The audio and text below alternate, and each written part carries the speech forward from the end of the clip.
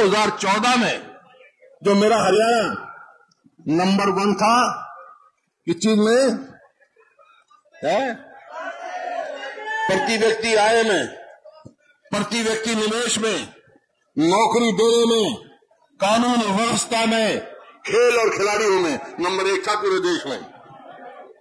आज 10 साल के बाद भारतीय जनता पार्टी सरकार रही 5 साल, फिर ये ठगबंधन रहा, ठगी का बंधन था, ये गठबंधन नहीं था, ठगबंधन रहा। कहां पहुंच गया हमारा हरियाणा?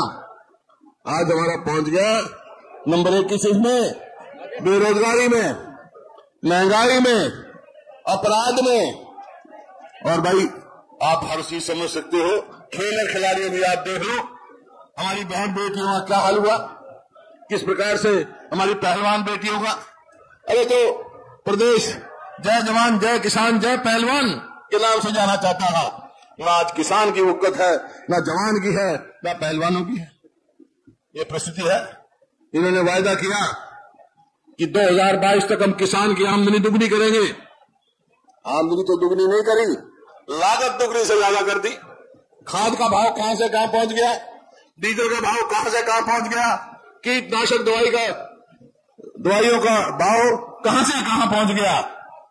एमएसपी भी के लिए भी दर्द आज भी अखबार में आता है, कह देते हैं एमएसपी दे रहे हैं, लेकिन नई नई बात कर दी, मेरा फसल मेरा ब्यौरा, कहीं परिवार आईडी, कहीं परिवार पहचान पत्र, ये नई नई बात कर दी ताकि इसी चीज में उलझे रहते हैं लोग।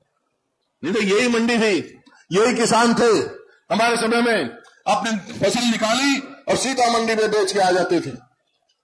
आज आड़ती को है, ना उसको आड़त मिलती है, ना किसान को दाम मिलता है। रोहतक लोकसभा क्षेत्र में 2 उम्मीदवार मैदान में है और दोनों ही आपके देखे परखे। अभी हाल में जो 2 सांसद हाल में जो सांसद रहे हैं वो डॉक्टर अरविंद शर्मा, जो 5 साल आपके सांसद रहे, उससे पहले चौधरी दीपेंद्र हुड्डा जी रहे। ये प्रजातंत्र में जो आपको अधिकार मिला है, ये वोट का अधिकार कोई मामूली अधिकार नहीं है। इस वोट के अधिकार से ही हम सरकारें बनाते हैं और सरकार बदलने का काम करते हैं। आप देख सकते हो किस प्रकार से पिछले 5 साल के दौरान जिस साथी को आपने चुन करके भेजा था, क्या वो आपकी कसौटी पे खड़ा उतरा? वो कहीं नजर नहीं आया। तो ऐसे आदमी को अगर वोट दोगे तो एक गलत परंपरा पड़ जाएगी कि वो वोट काम करो ना करो वोट तो मिली जाएगी। इसलिए प्रजातंत्र में पार्टी से भी ज्यादा महत्व उम्मीदवार को देना चाहिए। अगर उम्मीदवार काबिल होगा तो निश्चित तौर पर आपके इलाके में विकास होगा, काम होगा। जिस प्रकार से भाई दीपेंद्र हुड्डा ने जो काम किए हैं, आम आदमी से मिलते हैं, सब जगह जाते हैं, सब इलाके को बराबर की दृष्टि से देखते हुए काम करते हैं।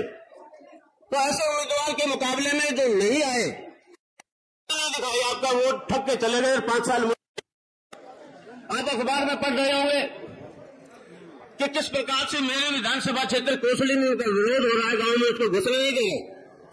जहां सबसे ज्यादा मतों से जिता के भेजा था, वहां उनकी ये हालत है कि लोग गांव में आने नहीं दे रहे। क्यों? ऐसा क्या कारण हुआ? क्योंकि वोट ठगने के बाद कभी वापस मुड़ के आए नहीं और दीपेंद्र जी बार बार अभी भी जाते रहे और सब तरफ से सब लोग पूछते हैं कोसली में क्यों रहेगा। जब मैं जाता हूं तो दिल्ली जाऊं तो कोसली में क्यों रहेगा। देखो कोसली के मैं आज बता के जा रहा हूं, कोसली में दीपेंद्र हुड्डा जीत के आएंगे, वैसे बाकी आप जा रहे हो 100% 100% हम जिता करके भेजेंगे। ये कोसली विधानसभा क्षेत्र की जनता ने, अहिरवाल की जनता ने यह फैसला कर लिया और बाकी घने घने वोट से तुम जिताओ तो एक रिकॉर्ड कायम होगा। और हरियाणा प्रदेश में जब दीपेंद्र जी को ज्यादा मतों से जिता के भेजोगे तो चौधरी भूपेंद्र जी हुड्डा की सरकार निश्चित तौर पर हमारे प्रदेश हरियाणा में बनेगी। और जिस प्रकार से 1 नंबर का प्रदेश उन्होंने बनाया था, आगे भी उसी प्रकार से उसको और ऊपर लेकर के जाएंगे। इलाके का चहुमुखी विकास होगा, हरियाणा प्रदेश का विकास होगा। इसलिए प्रजातंत्र में ये वोट का बड़ा महत्व है, इसको मामूली बात मत समझना, बड़ा सोच विचार करके फैसला करना है आपने। अरे अपने प्रधानमंत्री करना सीख जाओ, जिस दिन ये काम सीख जाओगे कभी पछताना नहीं पड़ेगा।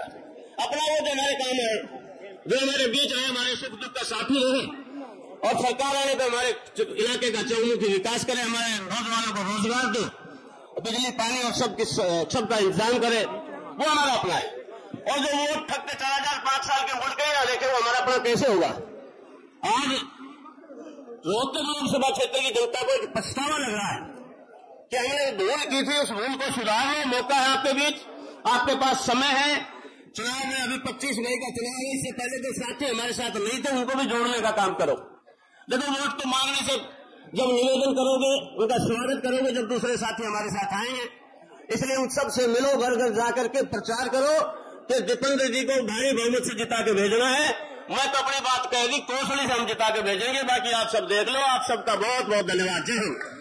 जब आप मुख्यमंत्री की कुर्सी पर बैठे तो बेरी हल्के में भाई आज 4 कॉलेज हैं, 5 ITI हैं, सड़कों का जाल बिछा हुआ है, और जिस ढंग से हर गांव में जहां पीली ईंटों की गलियां थी, पीली ईंटों की गलियां जो है वो सीमेंट की गलियां बना दी गई।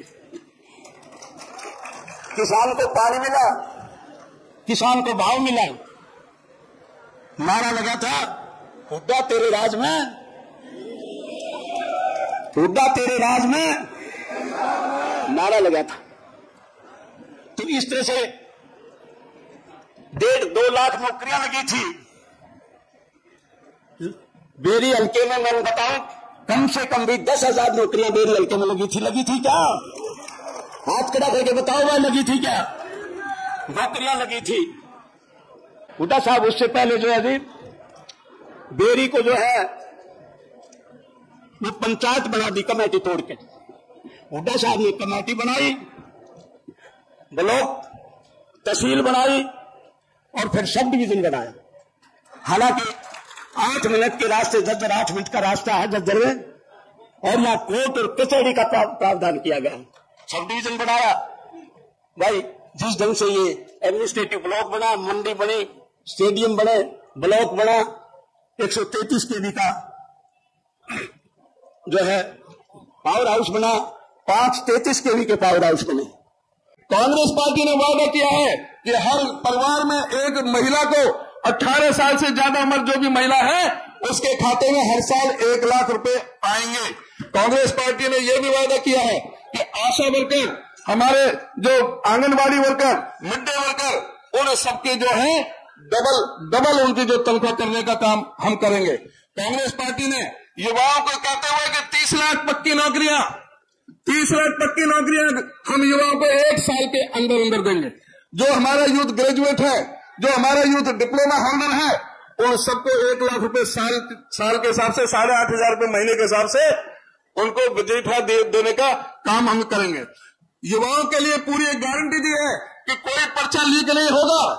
सभी युवाओं को पूरी तरह से नौकरी का, रोजगार देने का काम कांग्रेस पार्टी करेगी। और किसानों के लिए उन्होंने स्पष्ट कहा है किसान न्याय के तहत कि हम MSP की गारंटी लेते हैं। हम स्वामीनाथन रिपोर्ट को लागू करेंगे। C2+50 के हिसाब से हम किसानों को फसलों का दाम देने का काम करेंगे। किसान को पूरी तरह से, जिस तरह से ये झूठे जो मुकदमे हैं उन सबको वापस करने का काम करेंगे, और जिन्होंने मुकदमे किए हैं, जो दोषी हैं, उनके खिलाफ कार्रवाई करने का काम करेंगे। किसानों के लिए, हमारे युवाओं के लिए, महिलाओं के लिए, श्रमिकों के लिए और भागीदारी के न्याय के लिए उन्होंने व्यापक प्रोग्राम दिया है। आज आवश्यकता है, आज कांग्रेस पार्टी अगर सत्ता में आती है तो जो ये अग्निवीर योजना जो मोदी जी लेकर आए थे उसको दफन करने का काम कांग्रेस पार्टी करेगी, और पक्के पूरी फौज में पक्के भर्ती करने का काम कांग्रेस पार्टी करने का काम करेगी। कांग्रेस पार्टी ने ये पूरी तरह से ये फैसला लिया है कि हमारे जो स्वास्थ्य के लिए, जो जिस तरह से राजस्थान में स्कीम चलाई थी अशोक गहलोत जी ने, चिरंजीवी योजना के तहत 25 लाख तक का फ्री इलाज के लिए, जो इस तरह से राजस्थान में काम किया था अशोक गहलोत ने, जो उन्होंने दोबारा घटा के 5 लाख कर दिया। कांग्रेस पार्टी ने घोषणा की है कि हम 25 लाख रुपए तक कोई भी गरीब आदमी सरकारी अस्पताल में अपना इलाज करा सकता है। हम फ्री इलाज करा करके हम 25 लाख तक को देंगे। तो इस तरह से कांग्रेस पार्टी ने कहा है कि हम सावित्रीबाई फुले के नाम से हर जिले में एक पूरा हॉस्टल बना कर देंगे महिलाओं के लिए, कांग्रेस पार्टी ने कहा है कि हम डॉक्टर अम्बेडकर छात्रावास के रूप में पूरे हर जिले में देंगे।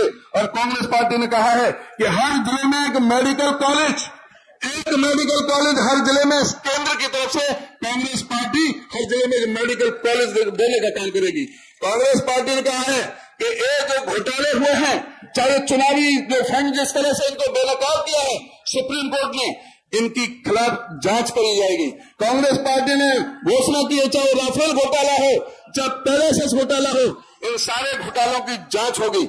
न्यायिक आयोग होगा जो जुडिशरी को पूरी तरह से उनको फ्री तरह से काम कर सके, उनको एक संवैधानिक जो उनको अधिकार मिले हुए हैं उनको ठीक ढंग से लागू कर सके।